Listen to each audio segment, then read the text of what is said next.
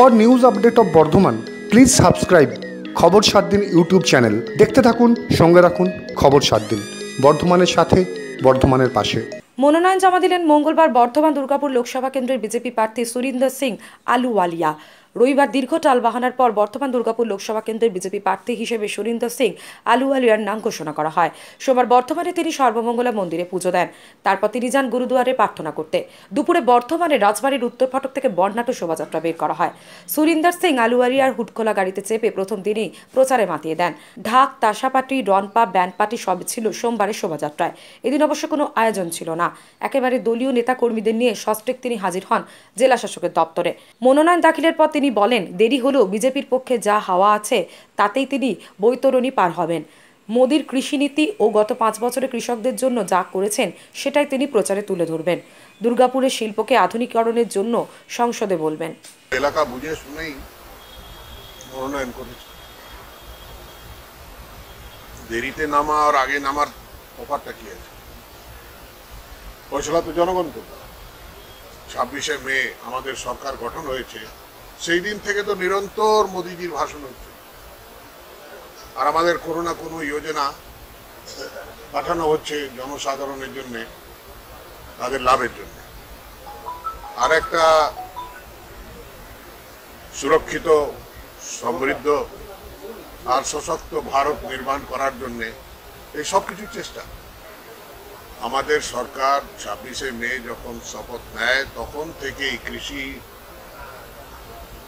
কিভাবে প্রফিটেবল করা যেতে পারে, ইকোনমিক্যাল ভাইবল কি করে করা যেতে পারে, তার উপরে নানা রকমের যোজনা দেওয়া আছে। আর সে যখন বন্যায়, ঝড়ে লোকের ফসল বরবাদ হয়ে যায়, তার কোনো বীমা থাকতো না, সেই বীমা যোজনাও আসে। তো সমস্ত কিছু করা হচ্ছে। দুর্গাপুর শিল্পাঞ্চল এককালে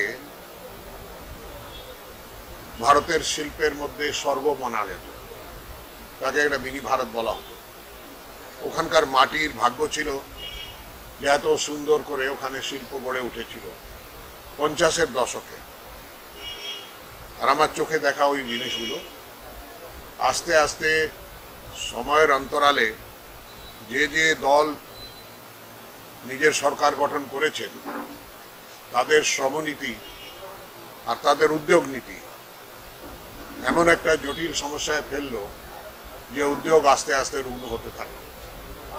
আর আজকে কতগুলো তো বন্ধ হয়ে গেছে, আর কতগুলো বন্ধ হওয়ার মুখে আছে। কিন্তু আমাদের প্রাইম মিনিস্টার নরেন্দ্র মোদী আর ভারতীয় জনতা পার্টির যে বিচারধারা, সেই অনুসারে উদ্যোগের মধ্যে নতুন টেকনোলজি এনে কিভাবে উদ্যোগকে ভাইবল বানানো যেতে পারে, আর কিভাবে প্রফিটেবল বানানো যেতে পারে, আর কিভাবে তার মধ্যে ম্যাক্সিমাম লোকের চাকরি হতে পারে, সেই ব্যবস্থাটা নেওয়া হচ্ছে। যার ফলে আপনি দেখবেন যে বিভিন্ন জায়গায়, যেমন ফার্টিলাইজার ইন্ডাস্ট্রি তো সব জায়গায় বন্ধ ছিল, গোরখপুরে বন্ধ ছিল, তালচেরে বন্ধ ছিল, হ্যাঁ, ওই অন্ধ্রপ্রদেশের নামগুন্ডায় বন্ধ ছিল, এই সমস্ত বরণীতে বন্ধ ছিল, আর দুর্গাপুরেও বন্ধ আছে। কিন্তু সব জায়গায় তার একটা রাস্তা বার করা হয়েছে। কিন্তু পশ্চিমবঙ্গ রাজ্যের নীতির অনুসারে 154 একর মাটি তাকে হস্তান্তর করতে হবে, সেই ফাইলটাই এখন পর্যন্ত আটকে আছে। সে যতক্ষণ হচ্ছে না ততক্ষণ ওখানে মডার্নাইজেশন করা যাচ্ছে। একমাত্র HFC রয়ে গেল, হিন্দুস্তান ফার্টিলাইজার কর্পোরেশনের কারখানা, যেটা দুর্গাপুরের আছে, যেটার মধ্যে কোনো কাজ করা যাচ্ছে না। বাদবাকি সমস্ত জায়গায় কাজ আরম্ভ হয়েছে। ঠিক সেইভাবে যতগুলো শিল্প উদ্যোগ আছে, আমি মনে করি ভারতীয় জনতা পার্টি এর পক্ষধর নয় যে কি ওকে বন্ধ করে দাও আর ওই কারখানাটাকে স্ক্র্যাপে বিক্রি করে দাও। ভারতীয় জনতা পার্টির পক্ষধর আছে যে শিল্পর যেমন সাধারণ রাস্তা, পথ, তার উন্নয়ন হোক, গ্রামের উন্নয়ন হোক, কৃষির উন্নয়ন হোক, কৃষি উদ্যোগের উন্নয়ন হোক, তেমনি জেনারেল উদ্যোগে যারা আছে শিল্পাঞ্চলেরও উন্নয়ন হোক, এটার উপরে বিশ্বাস করি।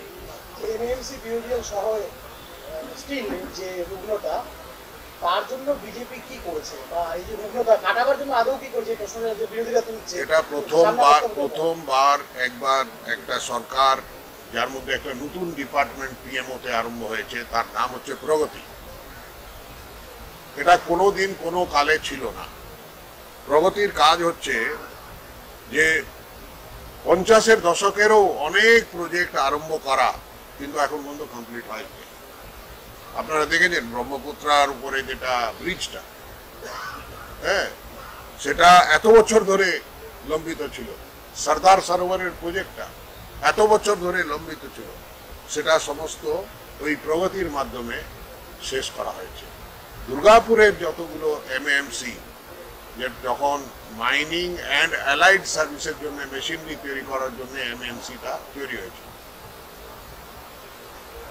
আর ওই এখন মাইনিং অ্যান্ড তার অ্যালাইড সার্ভিসেসের জন্য যে নতুন টেকনোলজি এসছে, সেটা দিয়ে আরম্ভ করে এই সমস্ত প্রজেক্টগুলোকে রিভাইভ করার দিকে পদক্ষেপ নেওয়া হচ্ছে।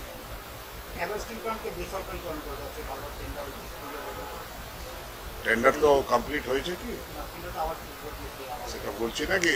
টেন্ডার কমপ্লিট হয়েছে কি, সেটা ডিপার্টমেন্ট অফ পাবলিক এন্টারপ্রাইজেস যখন লস মেকিং ইন্ডাস্ট্রি দেখে, তারা একটা প্রপোজাল পাঠায়, কিন্তু তাকে তো যখন ভারতীয় জনতা পার্টি আর ভারতীয় মজদুর সংঘ এটার প্রতিবাদ জানিয়েছে, সেটা আটকে দেওয়া হয়েছে।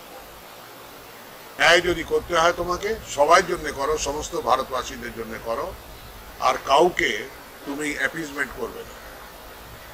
কোনো একটা বিশেষ এলাকাকে বা বিশেষ ধর্মকে বা বিশেষ জাতিকে বা বিশেষ এলাকার লোককে তাকে অ্যাপিজমেন্ট করা হবে না। তো এই তুষ্টিকরণের রাজনীতিতে ভারতীয় জনতা পার্টি বিশ্বাস করে না। উন্নয়ন যেভাবে সূর্যের আলো আর প্রতিদ্বন্দ্বিতার ফয়সলাটা, আমি তো অহংকারী হয়ে কিছু বলতে পারি না আগে থেকেই, যে কি আমি জিতে গেলাম, বা যারা বলছে যে কেউ এসছে তোকে তো হারিয়ে পাঠাবো। হ্যাঁ, ফয়সলা তো জনগণ করবে, দল কি করে। গোপাল সোনকার, খবর 7 দিন, বর্ধমান।